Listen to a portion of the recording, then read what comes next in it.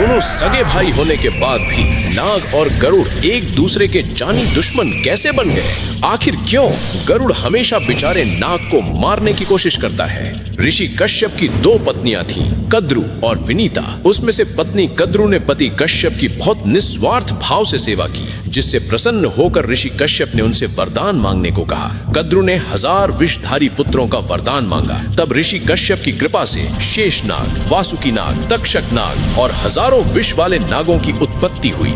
लेकिन कद्रु को हमेशा विनीता से बहुत ईर्ष्या थी और इसी के चलते एक बार दोनों में शर्त लगी कि समुद्र मंथन से निकले सफेद घोड़े की पूंछ का रंग कौन सा है। दोनों ने उस घोड़े को देखा नहीं था। फिर विनीता ने सोचा कि अगर घोड़ा सफेद आया है तो फिर उसकी पूंछ भी सफेद ही होगी। इसलिए विनीता ने पूंछ का रंग सफेद बताया, लेकिन कद्रु ने घोड़े की पूंछ का रंग काला बताया। कद्रु जानती थी कि वो शर्त हार जाएगी, इसलिए उसने छल कपट किया और उसने अपने नाग पुत्रों को आदेश दिया कि घोड़ों की पूंछ पर चारों ओर लिपट जाओ ताकि पूंछ काली दिखे। जब दोनों ने दूर दूर से सफेद घोड़े को देखा तो घोड़ा सफेद था, लेकिन उसकी पूंछ काली दिख रही थी, जिसके परिणाम स्वरूप बेचारी विनीता शर्त हार गई, जिसकी वजह से पूरी जिंदगी उसे कद्रु की दासी बनकर उसकी सेवा करनी पड़ी। फिर कुछ समय बाद विनीता ने भी पति कश्यप की बहुत सेवा की, जिससे प्रसन्न होकर ऋषि कश्यप ने उनसे वरदान मांगने को कहा। तब विनीता ने वरदान में केवल 2 ही पुत्र मांगे, लेकिन उनकी शर्त बस यही थी कि मेरे पुत्र भले ही संख्या में कम हो, लेकिन बल और तेज में कद्रु के 1000 पुत्रों से श्रेष्ठ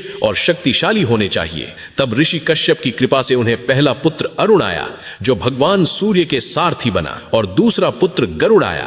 लेकिन जब गरुड़ को अपनी मां की गुलामी का पता चला तो उन्होंने कसम खाई कि अपनी माता के साथ हुए अन्याय, छल और अपमान के लिए वो नागों को कभी क्षमा नहीं करेंगे। और बस तभी से नाग और गरुड़ सगे भाई होने के बावजूद भी एक दूसरे के जानी दुश्मन बन गए।